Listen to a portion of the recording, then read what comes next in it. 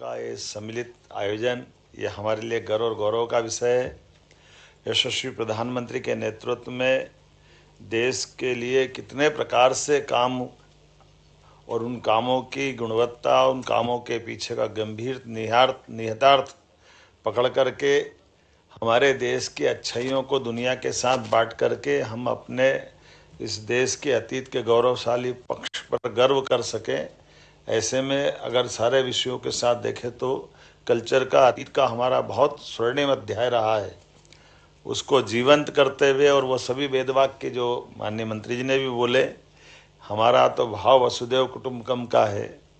हम अपने उस वसुधैव कुटुंबकम के भाव के बलबूते पर कल्चर की जो अच्छाइयाँ जियो और जीने दो, सर्वे भवन्तु सुखिनः जो उनने वेदवाक्य सुनाया, सच में वास्तव में आज ये नगरी धन्य हुई। हमारा राज्य आभारी है माननीय मंत्री जी का, और इनके माध्यम से वो सारे स्वनाम धन्य अलग अलग देशों के माननीय मंत्रीगण या वहाँ के अधिकारीगण हमारे बीच पधारे। कई लोग तो पहली बार आए, पहली बार लोगों ने भोपाल देखा और अब यहाँ से सांची जा रहे हैं।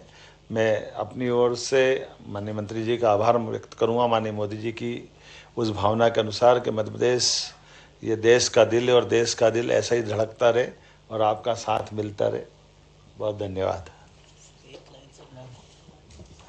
सर, मध्य प्रदेश की ओर से सर मैं सम्माननीय केंद्रीय मंत्री जी का, संस्कृति मंत्री जी का और शेरपा जी का, सुधाकर जी का विशेष रूप से आभारी हूँ कि सर आपने यहाँ जो डिक्लेरेशन है उसका नाम भोपाल डिक्लेरेशन दिया सर, बिकॉज इससे जो है एक संस्कृति के आज जब भी अंतर्राष्ट्रीय सहयोग की बात होगी सर तो हमेशा भोपाल डिक्लेरेशन के नाम से भोपाल का नाम आएगा सर, और एक तरीके से एक अंतर्राष्ट्रीय स्तर पर जो भोपाल का की एक छवि बनेगी सर, लोग भोपाल के बारे में सब जानेंगे। तो उसके लिए मैं विशेष रूप से सर मध्य प्रदेश की तरफ से भारत सरकार को इसके लिए धन्यवाद देना चाहूँगा सर।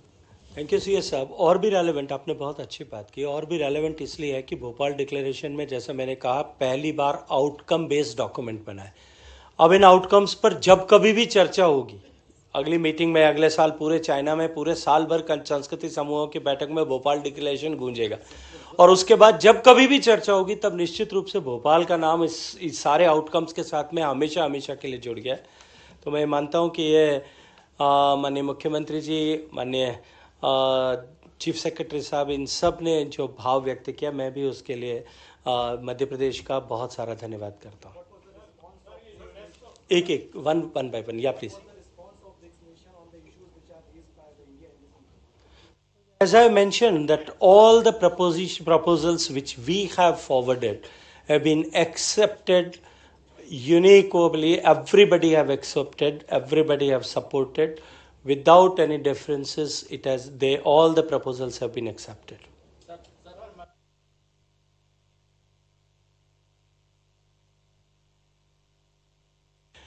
देखिए, भारत में क्योंकि जैसा मैंने कहा कि एक देश को एक साल में एक ही संपत्ति को, एक ही पुरातात्विक महत्व की संपदा को रजिस्टर कराने का अवसर मिलता है। एक संपदा को रजिस्टर कराने की प्रक्रिया के तहत जैसा अभी सारनाथ हुआ है, इसकी फाइल जो है टेंटेटिव फाइल 1998 में लगी थी, टेंटेटिव लिस्ट में 98 में आया था, 25 में हमने इसके ऊपर डॉसियर सबमिट किया था, और अब 26 के लगभग आधे 26 निकल जाने के बाद में हम करा पाए। अभी इस तरह की 65 से ज़्यादा टेम्पररी लिस्ट में पहले से सूचीबद्ध हैं। उस क्रम में जैसे जैसे नंबर आएगा वैसे वैसे आगे जो है ये प्रक्रिया बढ़ती रहेगी।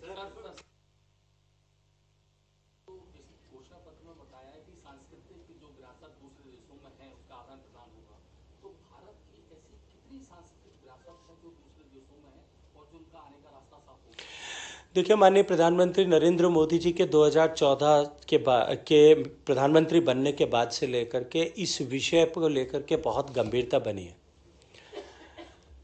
विश्व में इस तरह की व्यवस्था जब छठे दशक में नामित हुई थी, उसके बाद में 7वें दशक में, उसके बाद में तब से लेकर के और 2014 तक जब नरेंद्र मोदी जी देश के प्रधानमंत्री बने, तब तक केवल 13 ऐसी हमारी पुरातात्विक संपदाएं दुनिया से लौट करके वापस भारत ला पाए थे हम। आज वो आंकड़ा जो है वो 700 को पार कर चुका है। और अभी जिस दिशा में हम जिस गति के साथ में काम कर रहे हैं, हमने दूसरे देशों के साथ जिस तरह के संवाद, बायलैटरल एग्रीमेंट्स किए हैं, अमेरिका जहां इसका सबसे बड़ा जो है केंद्र है इस तरह की एंटिक्विटीज़ का, उनके साथ में हमने कल्चरल प्रॉपर्टी एग्रीमेंट किया है ताकि हम सीमलेसली इस तरह की चीज़ों को सुगमता से ला सकें। मुझे लगता है कि अगला ये साल जब तक समाप्त होगा 2026 तक, तब ये आंकड़ा जो आज 700 के करीब है ये 1000 तक पहुंच जाएगा। और ये प्रक्रिया एक बार शुरू हुई है, मुझे लगता है निरंतर चलेगी। विशेष बात यह है कि आज दुनिया के सारे ऐसे देश जिन्होंने कभी गुलामी का दर्द सहा होगा, जहां कभी उदासीनता के चलते इस तरह की कल्चरल प्रॉपर्टीज बाहर चली गई होंगी, सब ने एक ध्वनि से इस तरह के रेस्टिट्यूशन की महत्ता को व्यक्त किया। न केवल व्यक्त किया, अपितु सभी ने इसके ऊपर अपनी प्रतिबद्धता और सहयोग को सुनिश्चित करने का भरोसा दिलाया।